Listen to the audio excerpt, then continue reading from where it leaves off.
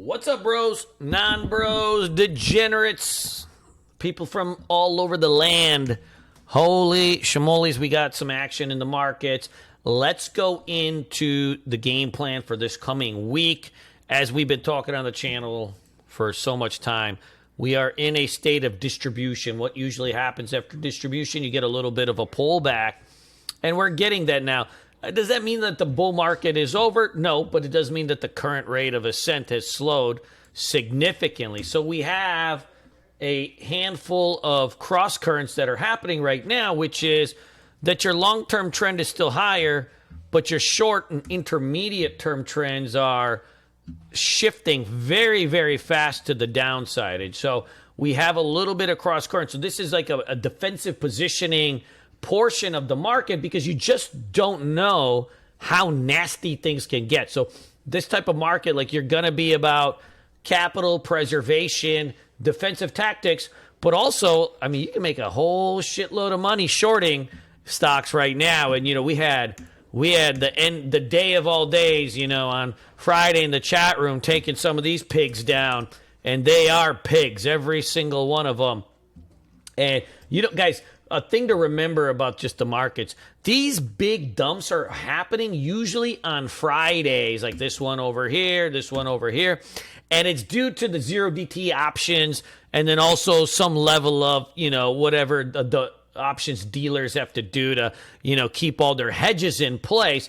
But these are the days of days to take down the market. So always keep that in mind. If you're going to have a big fucking powerful move in the markets, you know, and individual stocks are happening on Fridays. We talk about this all the time, but that's the day you really kind of put your nuts on the kitchen table while you're speed chopping carrots. Now, there's a couple things that we got to go through, which is, yes, we're in a shitstorm here for a handful of days. 9 EMA down, 20 SMA down. The 50-day moving average is starting to roll over, right? We have a lot of cross currents and news flow in the markets. But for tomorrow, we have a candle that's completely outside the lower Bollinger Band. We have a stochastics of 4. So the amount of oversold we have is incredible. And this is usually where you start to see some bounces. I would have liked to see the VIX break out a little bit higher. I think we do. You know, that is something to keep on the back of your heads. And the other thing that I'm really, really watching is the T2108, which is, you know, historically, if it gets under 20, it starts to bounce. But Friday, you know, due to a lot of these bank stocks and different names, we got a little bit of a ramp in this. And so that does take that play out of it. Anytime I've seen, like, if you do a little bit of just analysis on this, like if you compare, anytime it's hit under 15, 16, you've had big runs in the markets, right? Anything under 20 coincides. This is the QQQ on top, T2108. You know, anytime you get under that 20, it's setting up for a market squeeze. And so we had a chance, I thought, to get there on Friday.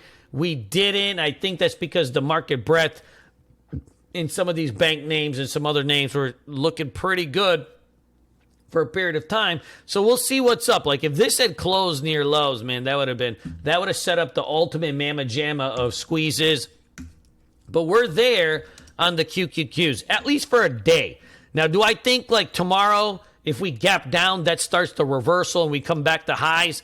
Not a chance. These trends have been broken. It takes a long time to solve technical damage.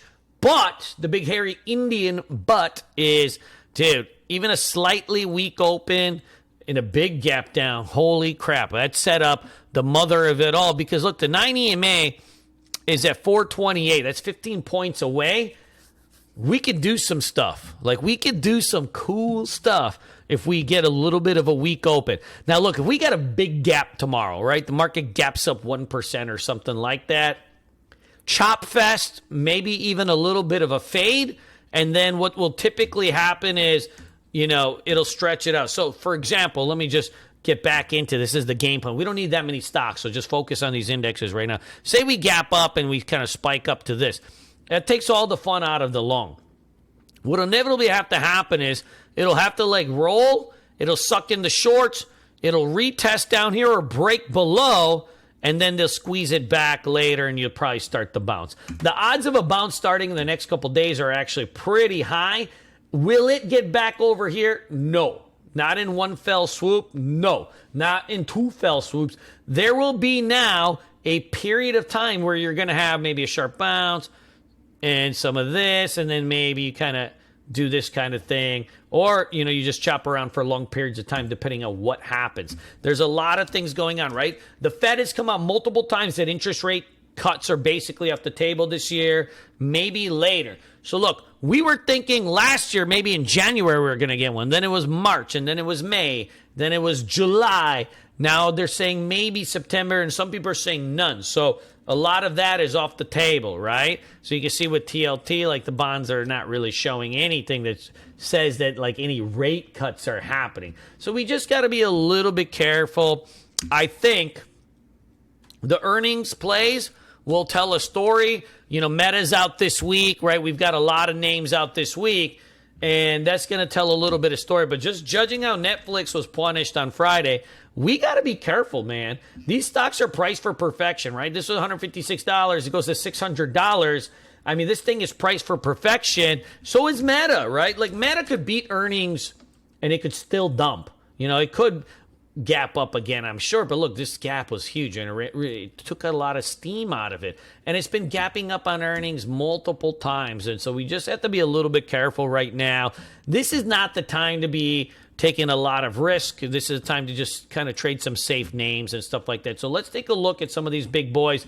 Look, Meta is on some support.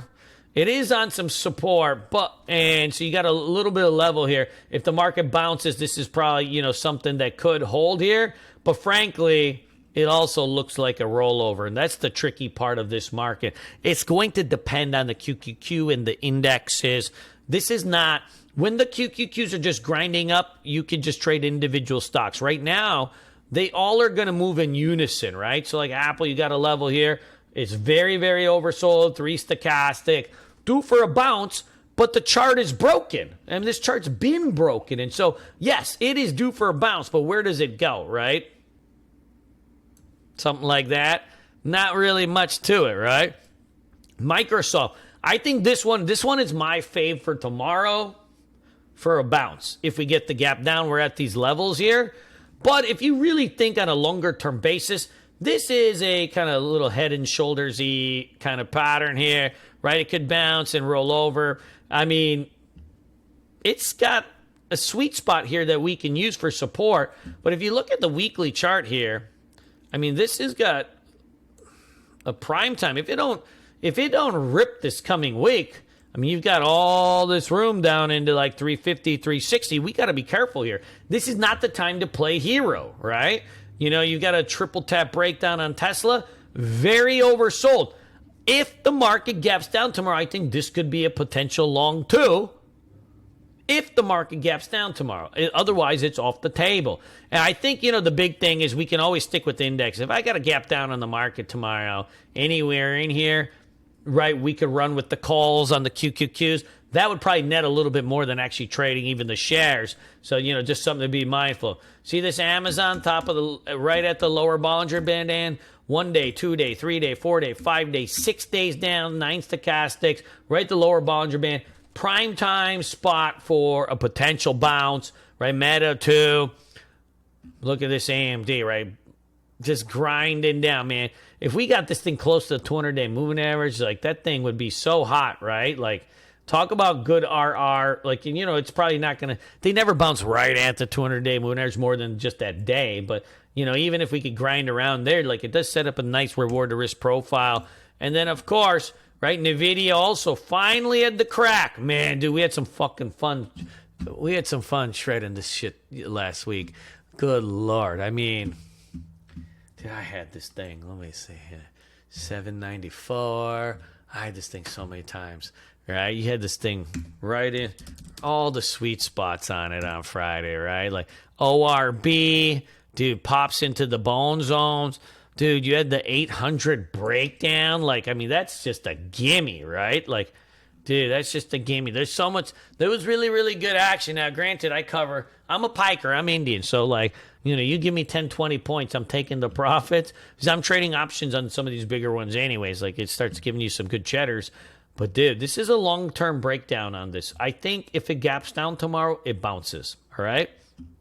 But on a longer-term basis, this is kind of your quintessential, right, rollover pattern. So just be careful, right? It kind of looks like, right, a little...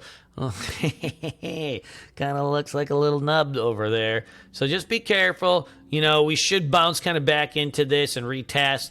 Now, if it breaks through, then, it's back through. And like I said, I don't believe the bull market's over, but I do believe we're in a period, and I've been saying this for, quite some time.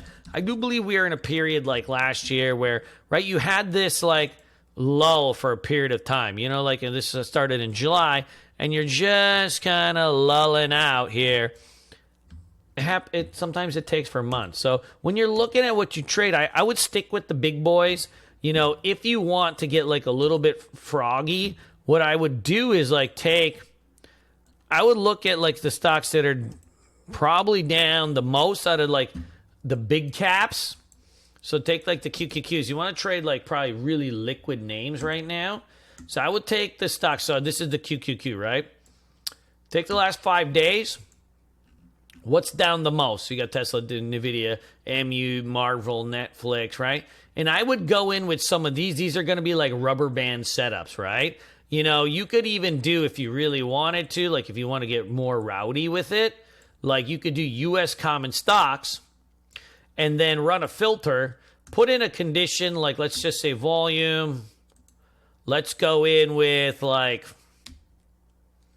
you need liquidity right now, right? So 2 million shares minimum, right? You don't want to even trade any duds on small caps right now, but and then do I would just roll in with let's say $20, right? So now you got a list. You take all the U.S. stocks. There's only 400 stocks that do over 2 million shares in volume and that are over $20. Go down through, right, and see there's some stocks that are up quite a bit, but look at this SMCI, right? And you don't want any one-trick ponies. Like SMCI just had one down day. You really want some stocks that are down multiple days in a row. I would say 5 days minimum, and down at least 10% last week would give you a sweet spot. Or if you do even the last 30 days, dude, you'll find some. Take out any of the ones that just did it on PRs and that are just moving, on its own, based on the market conditions and, stuff like that. And you'll start to see this thing, right? If you get this at the 200-day moving average, it's not so bad, right? Yes, you want to have multiple, see this thing? This was $100. This sell H, right? This is a quintessential stock. When the market is hot, it's going to move a lot because it's low float and it's a hot hip name. But when the market dumps, right, this is a kind of name that really sells off. Keep an eye on this one, over the coming weeks. If it comes, last time it was at the 200-day moving average, it doubled. AMD, I think, could work. Right, you got a couple of these bad boys that you just want to be. Look at this Intel, too slow probably, but say some of these bad boys, you can really, really roll with. For me, I think the QQQ is the most oversold out of the indexes. So what my plan is, I'm going to stick with the big boys, and I'm rolling in with all of the ones, not Tesla, because I'm 0 for 100, not 0 for 100, but this thing, in my heart, I feel like I never nail it right. But I'm rolling in with something like this.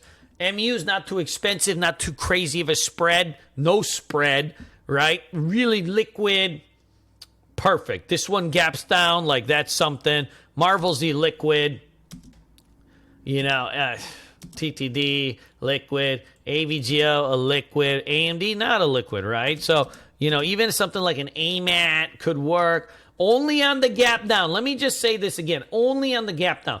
These are all showing rollover patterns. So, you don't want to come in hot on them. On the gap down, we take a flip for a long. But if we don't gap down, if we gap up, we very rare, we're going to have to let it pop up and then either fizzle out or do something else, right? So just be careful on that. This is strictly a day trader market. Till that T2108 gets under 20, then you can do whatever it is that you want to do.